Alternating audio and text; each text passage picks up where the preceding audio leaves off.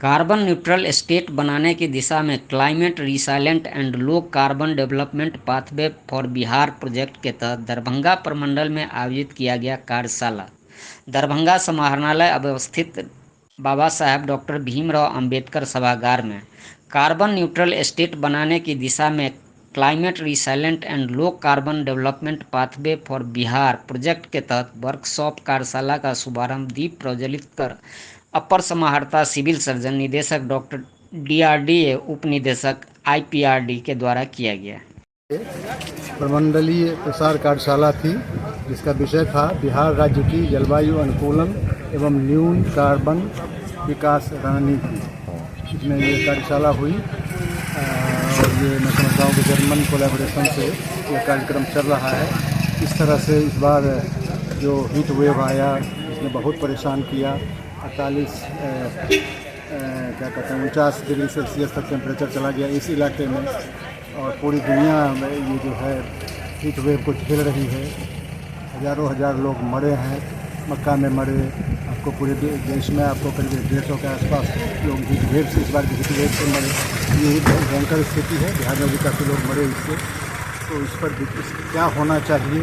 अभी net zero की बात हो रही है। नेट जीरो का मतलब है शून्य कार्बन उत्सर्जन पूरी दुनिया के स्तर पर 2050 ईस्वी को रखा गया है।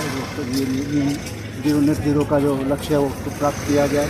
भारत ने इस लक्ष्य को 2070 तक प्राप्त करने की बात कही है, क्योंकि भारत एक अभी विकासशील अर्थव्यवस्था है।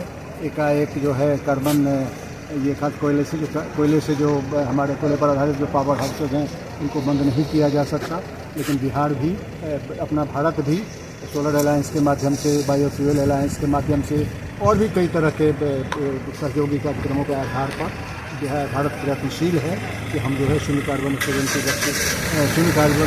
का जो लक्ष्य है वैश्विक स्तर पर उसमें हम भी शामिल हैं। अपनी अर्थव्यवस्था के विकास की गति को देखते हुए उसके साथ समन्वय करते हुए, तो इसलिए इसके और क्या क्या आयाम हो सकते हैं, सभी आयामों पर बहुत विस्तार से चर्चा हुई।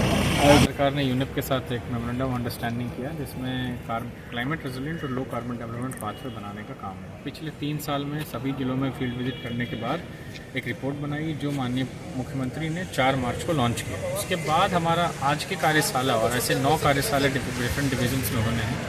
उसका लक्ष्य ये है कि ग्राउंड लेवल लोगों से फीडबैक लेना है, जो स्ट्रैटेजी बनी है उनको उन लोगों को बतानी है, ठीक है, और जो फीडबैक कैसे सुधार सकते हैं स्ट्रैटेजी को और ज़्यादा ग्राउंडेड कैसे बना सकते हैं और लोकल लेवल के इंटरवेंशन को कैप्चर कैसे करते हैं। बहुत उसका भी हम आपको एनर्जी के रूप में बायोमास